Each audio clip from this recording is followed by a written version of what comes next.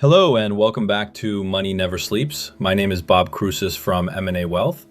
If you'd like more information about what you hear during the show, give us a call at 866-973-3627 or visit us online at mnawealth.com. And while at my website, click on the page to check out past shows and subscribe on Apple Podcasts or Spotify. During today's show, we're going to consider some potential steps you may want to take to buttress your assets against a potential recession. A USA Today story, "Is the US going into a recession? 10 tips for navigating a choppy economy," has some interesting insights. The first recommendation is to pay off or pay down your credit cards and other sources of high-interest debt. Let's talk about a move that just makes sense. No debate, no footnotes. If you're carrying credit card debt, knocking that balance down is one of the smartest moves you can make. It's an instant return on your money. You save on interest, you sleep better at night, and you take back control of your cash flow. This isn't just theory. The article shares a Bankrate survey showing that 47% of cardholders are still carrying a balance. That's nearly half.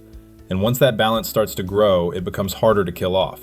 In fact, 71% of folks with debt said they hope to pay it off. Not soon, but within 5 years.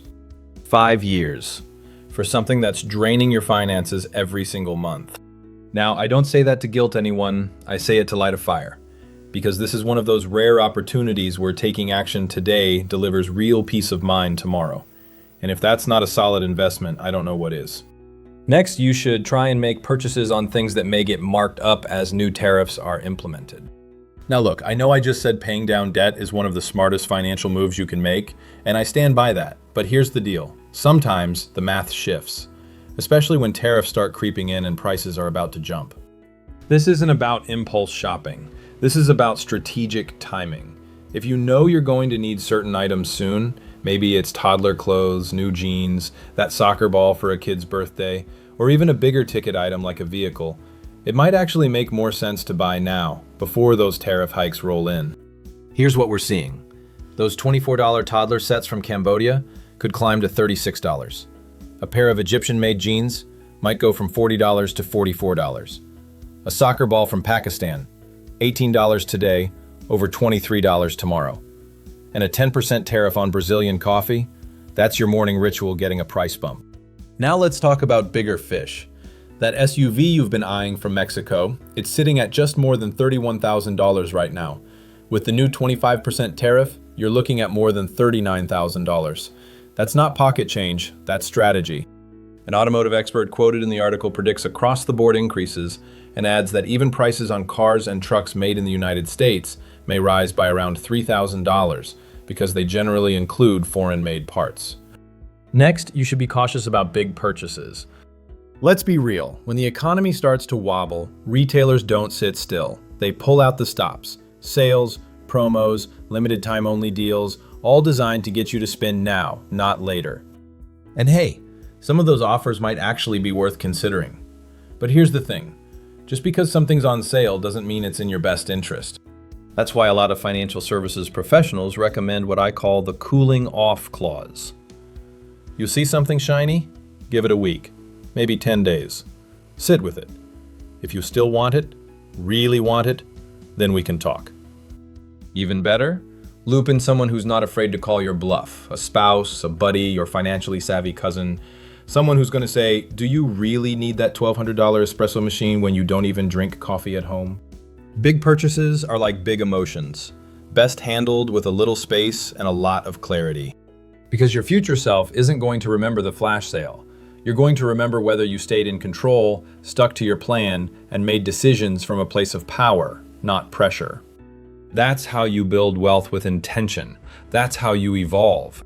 The article's next key point is aiming to pay down your highest cost debt first. All right, let's talk about the kind of debt that's not just dragging you down, it's draining your future.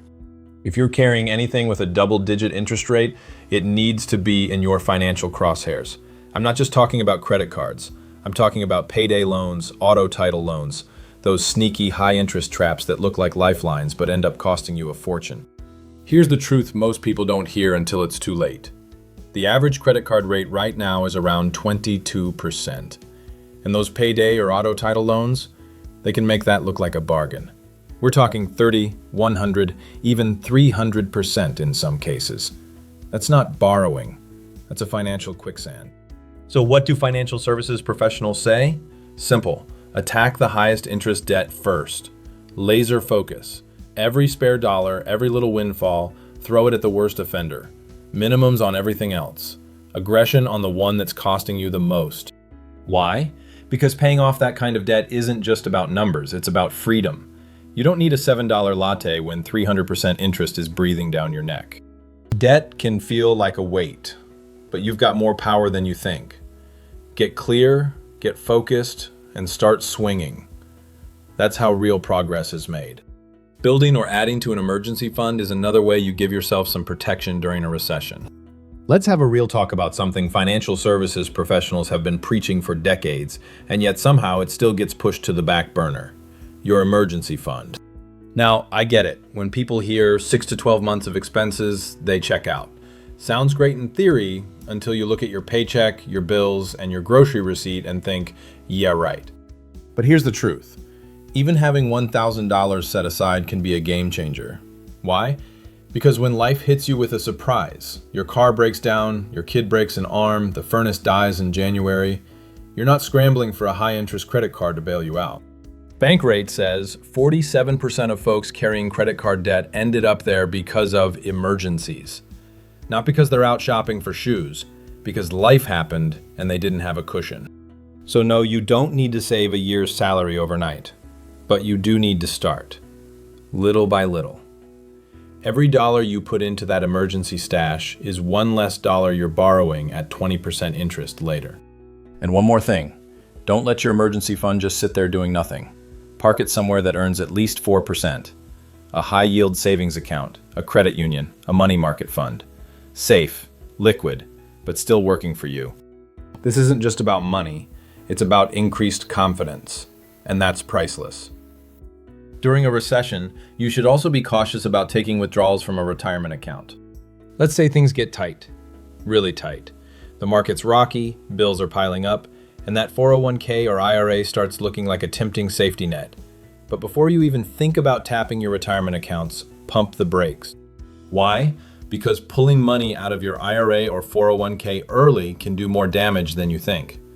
First off, if the market's down, you're not just withdrawing, you're locking in losses.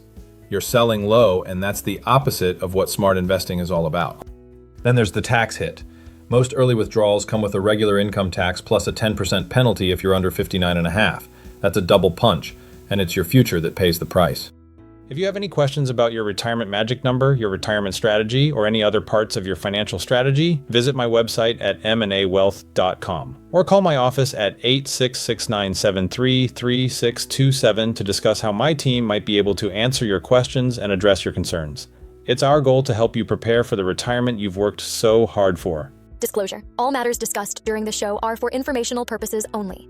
Opinions expressed are solely those of M&A Wealth and staff.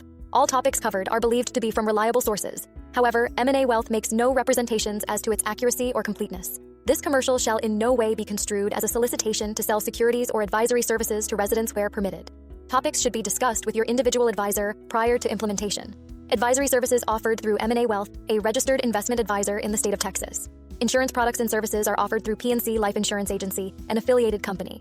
M&A Wealth and PNC Life Insurance Agency are not affiliated with or endorsed by the Social Security Administration or any government agency.